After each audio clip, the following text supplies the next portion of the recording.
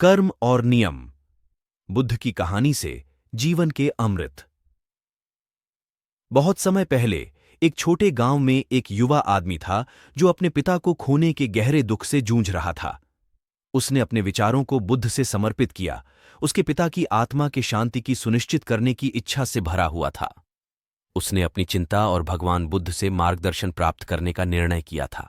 एक भारी हृदय से युवा ने बुद्ध के पास जाकर अपनी चिंता को व्यक्त किया और उसके पिता की आत्मा को स्वर्ग में शांति प्राप्त होने की इस इच्छा को व्यक्त किया। उसने स्पष्ट किया कि सामान्य पुजारियों के बजाय उसने बुद्ध की मदद लेने का निर्णय किया था, जिसमें वह विशेष ज्ञान विद्यमान था। ध्यानपूर्वक सुनते हुए बुद्ध ने युवक के दुख को समझा। उत्तर में उसने दुखित आत्मा को बाजार जाने और 2 मिट्टी के बर्तन खरीदने के लिए मार्गदर्शन दिया। साथ ही उसने उससे मक्खन और पत्थर खरीदने के लिए कहा, जिससे युवक ने भगवान की विशेष योजना पर विश्वास किया। बर्तनों, मक्खन और पत्थरों के साथ लौटते हुए युवक ने एक बर्तन में मक्खन और दूसरे में पत्थर भरकर उन्हें मजबूती से सील कर दिया।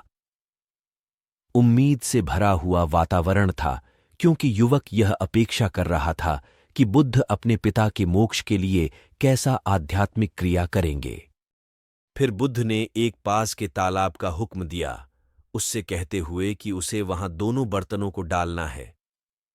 सवाल न करते हुए युवक ने बुद्ध के निर्देशों का पालन किया, जिससे दोनों बर्तन तालाब की तले में गिर गए।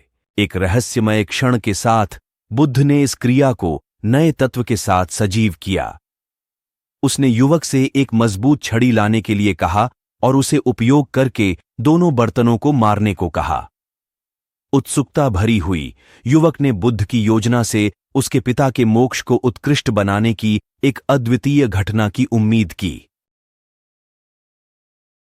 जैसे ही बर्तन टूटे, एक अप्रत्याशित दृश्य खुला। पहले बर्तन के मक्खन तालाब की सतह पर चला गया, जबकि दूसरे बर्तन के पत्थर तालाब की तले में बैठ गए। हेर फेर में युवक ने बुद्ध से व्याख्यान के लिए देखा। एक शांत हंसी के साथ बुद्ध ने एक गहरे संदेश को संबोधित किया। उन्होंने कहा, मैंने इतना किया है, अब अपने सभी पुरोहितों को बुलाओ, उन्हें आने दो और प्रार्थना करने दो। ओह पत्थर, सतह पर उठो, ओह मक्खन, तले में डूबो।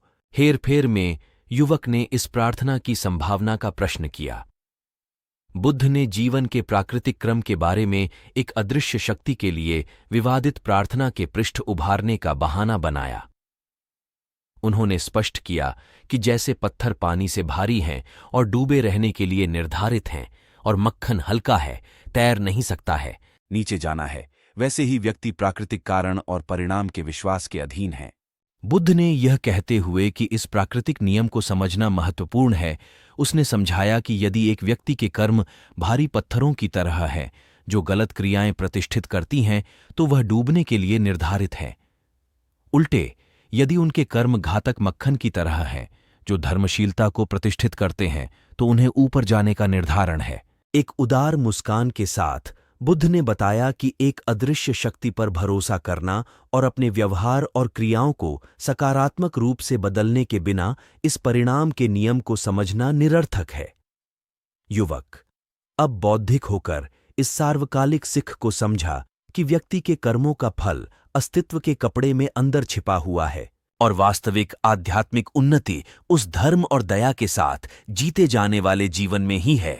फ्रेंड्स, आज के लिए इतना ही। अगर कहानी अच्छा लगे तो कृपया चैनल को लाइक, शेयर और सब्सक्राइब करना ना भूलें। तब मिलेंगे अगले वीडियो में। धन्यवाद।